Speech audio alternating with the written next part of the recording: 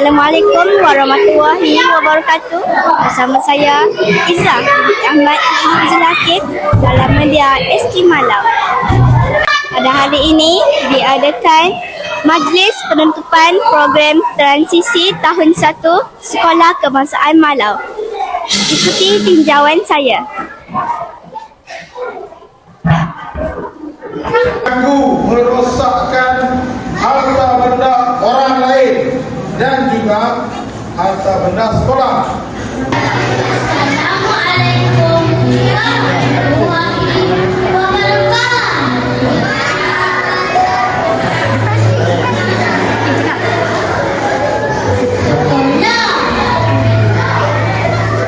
Di sini guru terapkan ninja. Okay, let's go.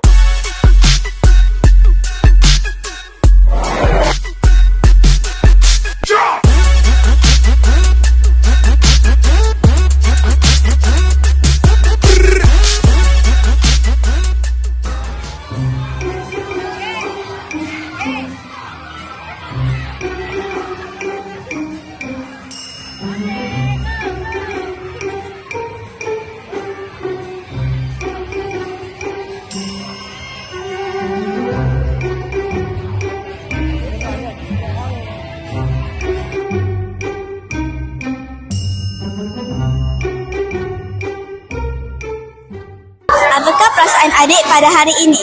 Saya gembira. Kenapakah adik gembira? Pak, dapat belajar dan dapat cikgu baik dan jumpa kawan-kawan yang ramai.